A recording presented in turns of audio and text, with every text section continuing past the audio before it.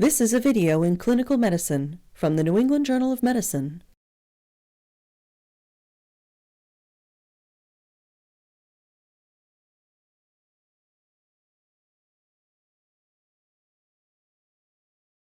Fiberoptic intubation plays an important part in the management of a difficult airway and is recommended by many societies of anesthesia. It is primarily important for the management of the anticipated difficult airway, but can also be used to secure the airway in an unexpected situation. There are different techniques for both situations, the nasal and oral approach in the awake and anesthetized status respectively. The choice of the equipment and medication is primarily dependent on personal preference. This video will demonstrate a nasal approach in an awake patient with a difficult airway and will also demonstrate an oral technique in an anesthetized patient whose airway presents an unanticipated difficulty.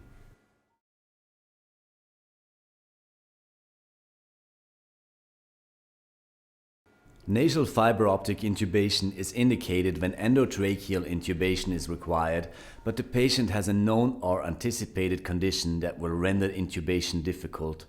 For example, a patient with supraglottic tumor or an abscess in a neck region. Nasal fiberoptic intubation is also indicated in patients with a limited mouth opening, for example, those with rheumatoid arthritis, cervical spine problems, or a poor dentition. Fiberoptic intubation may be considered when mask ventilation is likely to be difficult, as in patients with a body mass index of 30 or higher, a beard, abnormal neck anatomy, or an airway that allows only limited visualization of the laryngeal structures. Patients with 2 or more risk factors are particularly good candidates for the fiberoptic approach. Lack of patient cooperation precludes using an awake technique even in situations in which airway management is expected to be difficult. In such patients, general anesthesia should be induced only by experienced anesthesiologists. Oral fiberoptic intubation is indicated in the management of an unanticipated difficult laryngoscopy in the already anesthetized patient, provided that mask ventilation and therefore oxygenation are possible until fiberoptic intubation may be performed.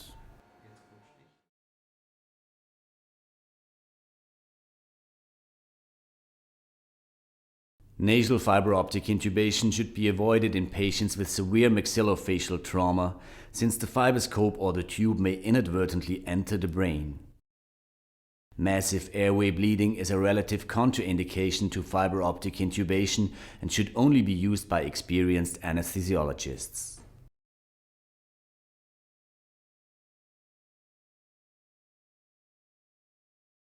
Gather the necessary equipment.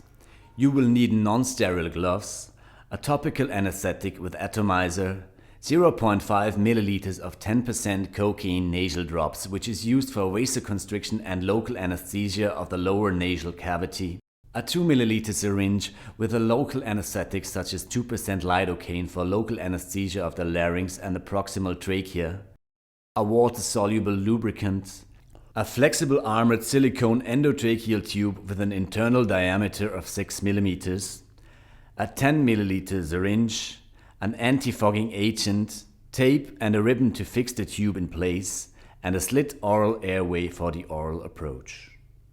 The diameter of the flexible fiberscope should be between 3.7 and 4.1 millimeters.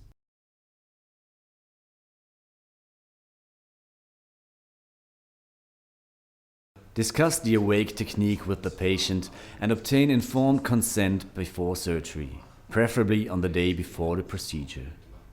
Give the patient an oral medication with mild sedative effects, for example 0.15 milligrams of clonidine by mouth 60 to 90 minutes before surgery. Explain each step to the patient.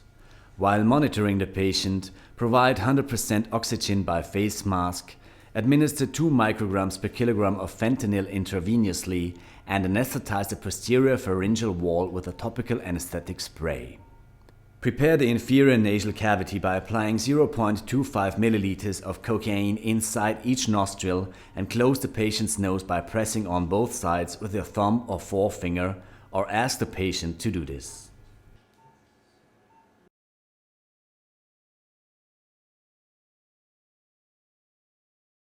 While you are preparing the equipment, be sure to oxygenate the patient adequately with a firmly applied mask. Thread the tube over the lubricated fibroscope and fix it with tape or with the appropriate adapter to the fibroscope. Check to ensure that the fibroscope is flexible and provides a focused view, and then apply an anti-fogging agent to the tip of the scope. Connect oxygen to the fibroscope and provide 2 to 4 liters of oxygen per minute continuously.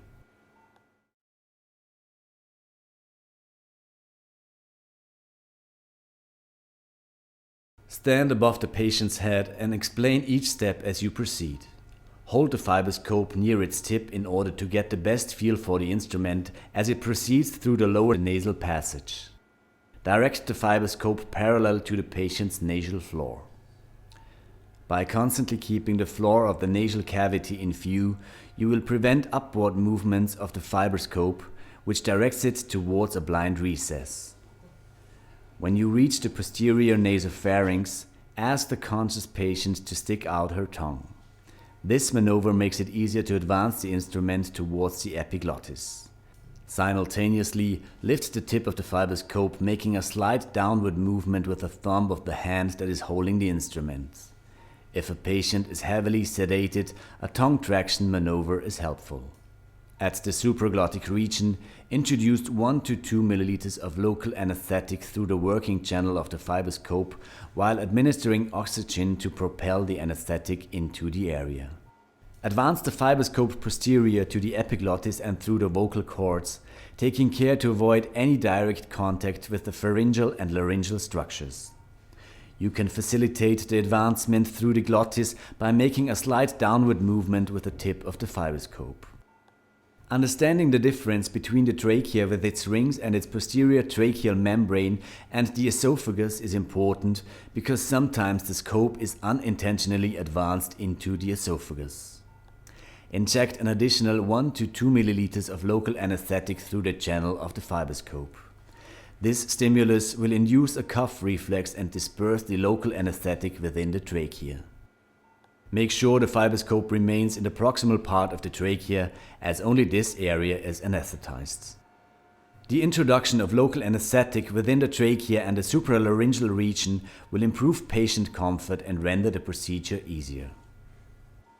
Alternatively, you can introduce the anesthesia by direct injection via puncture of the cricothyroid membrane. This direct injection technique is reliable, time-efficient, and easy to perform. To induce general anesthesia, we prefer etomidate 0.2 to 0.3 milligrams per kilogram of body weight in non-critical care settings. Note that etomidate is not the drug of choice in critically ill patients because it may induce adrenal insufficiency. Thus, another intravenous agent such as midazolam or propofol should be used in critically ill patients. The administration of a hypnotic before advancing the tube in patients without a severely compromised airway increases patient comfort and may also decrease the reluctance of an anesthesiologist to perform fiberoptic intubation in an awake patient. After the patient loses consciousness, advance the instrument towards the carina. If the patient has a severely compromised airway, do not give any sedating medication, even for the insertion of the fibroscope. Place lubricant at the nasal orifice and on a cuff of the tube. Advance the tube using rotating movements. You may sense a slight resistance at the beginning of the nasal passage. Watch for the appearance of the tube on the screen of the fiberoptic unit and place the tip of the tube 3 to 4 centimeters above the carina. Remove the fibroscope and attach the tube to the ventilation system of your anesthesia machine.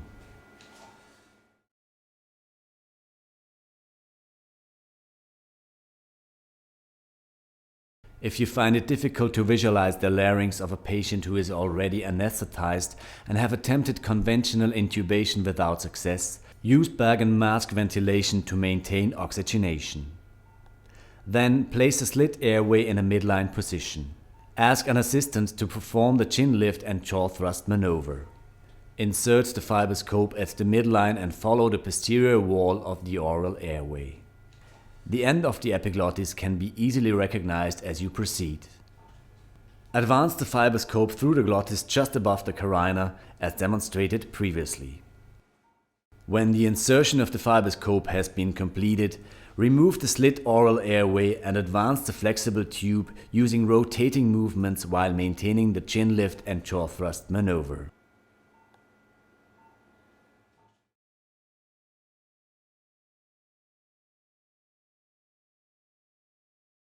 After placing the tube with the nasal approach or the oral approach, confirm that the tube is in the correct position by viewing it directly through the fibroscope. It is also important to check the carbon dioxide signal on the anesthesia monitor, as the tube may have become displaced during the removal of the fibroscope. Auscultation over the stomach and over both lungs in the mid-axillary line should confirm the correct position.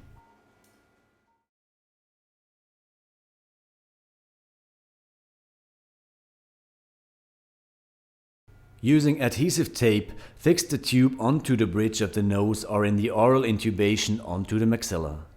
Then fix the tape with an additional ribbon to keep the tube from being displaced.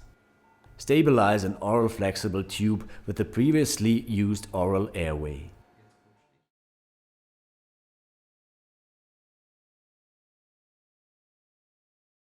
Most problems occur if you deviate from the standardized procedure. With this technique, this means that the incidence of difficulty increases if you use a conventional stiff polyvinyl chloride tube rather than a flexible silicone tube. The latter follows the curve of the fibroscope more easily. The procedure will also be more difficult if you use a tube with a sharp bevel rather than a tube with a soft end and no bevel.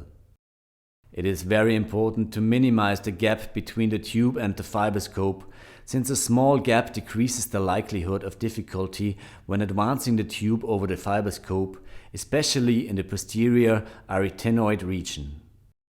When performing oral fiberoptic intubation, be sure that the chin lift and jaw thrust maneuver is adequate and be certain that the slit oral airway is the right size. In general, for adults, a number 4 slit airway is the appropriate size. If the oral airway is too large, it will obstruct your view through the fibroscope as you advance towards the glottis.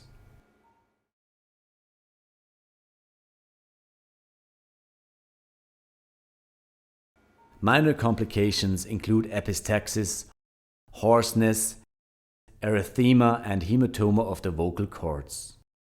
Provided that you adhere to a predefined standard procedure, severe complications such as extensive hematoma of the pharyngeal wall or aspiration will be rare.